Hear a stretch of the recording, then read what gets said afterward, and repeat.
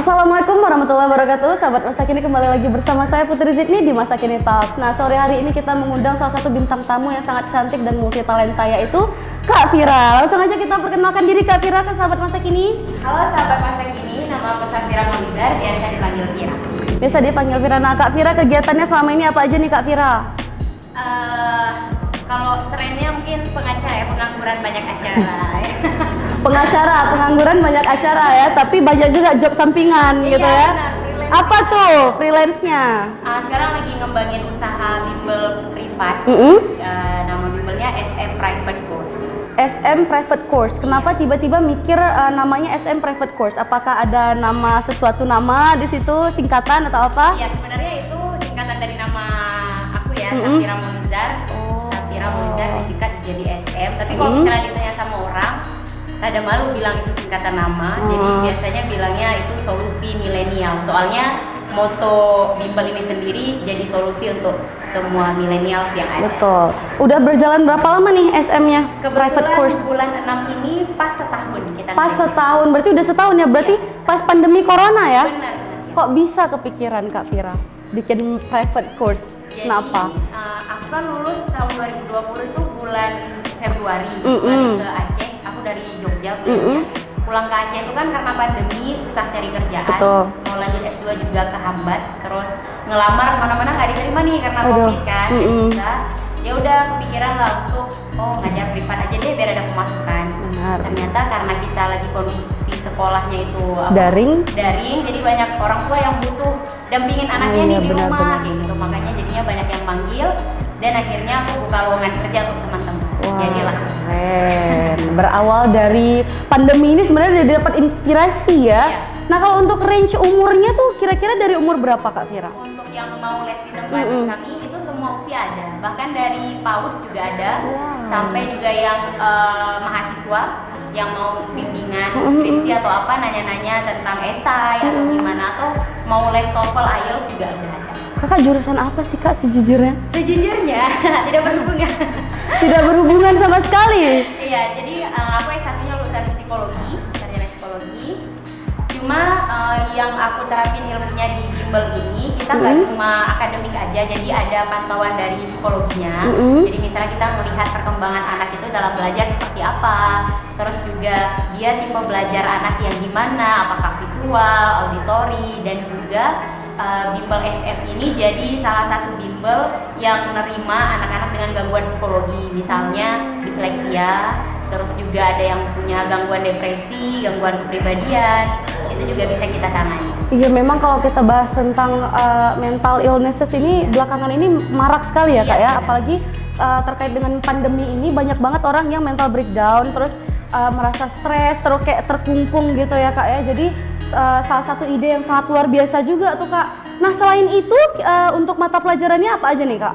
Alhamdulillah semua mata pelajaran ada, dari dunia ada dan akhiratnya juga ada. Kita juga udah buka bagian yang ngaji kitab. Kalau misalnya ada yang mau privat ngaji kitab atau ngaji Al-Quran, dan segala macam ada.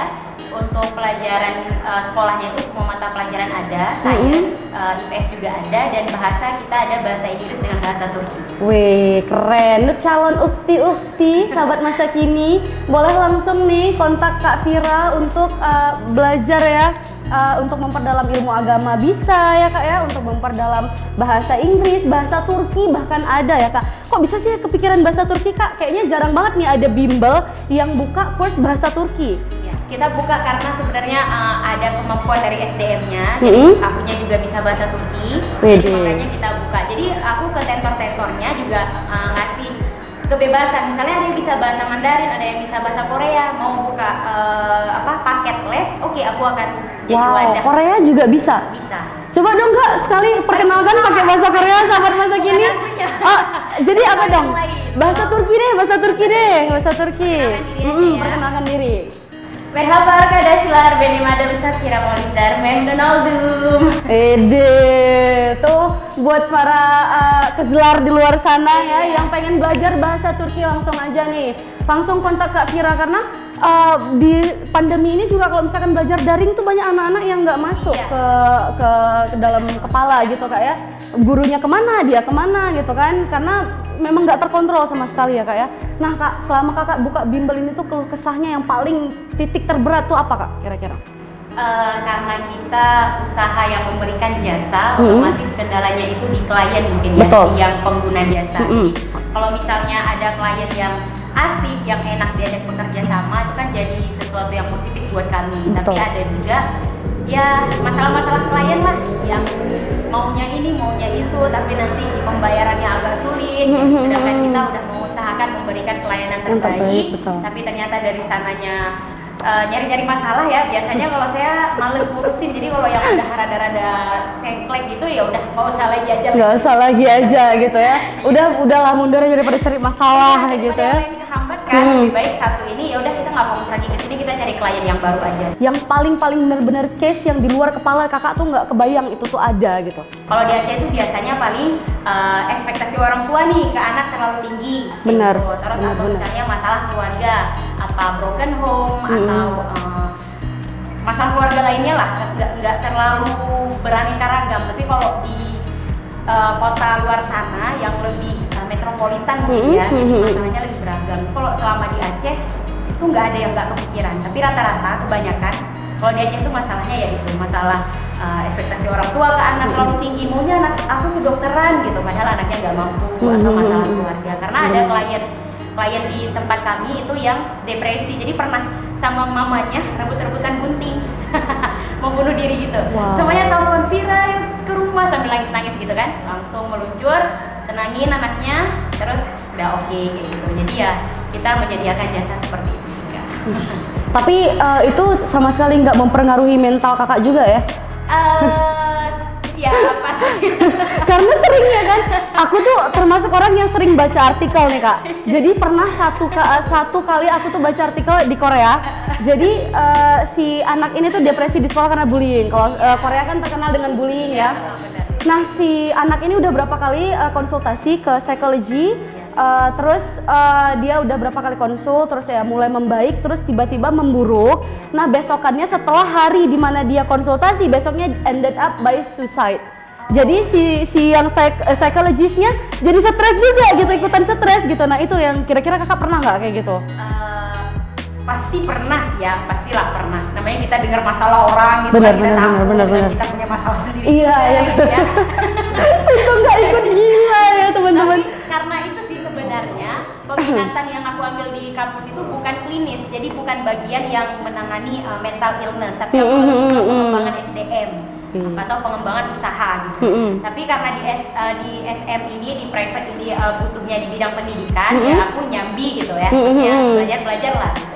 Tapi kalau dibilang sejauh ini karena mungkin masalah yang ada sendiri lebih berat daripada yang udah ada kliennya, jadi alhamdulillah teratasi sih sampai saat ini. Wih, karena masalah beban hidup sendiri udah lebih berat dari masalah klien ya, jadi ini udahlah gitu ya.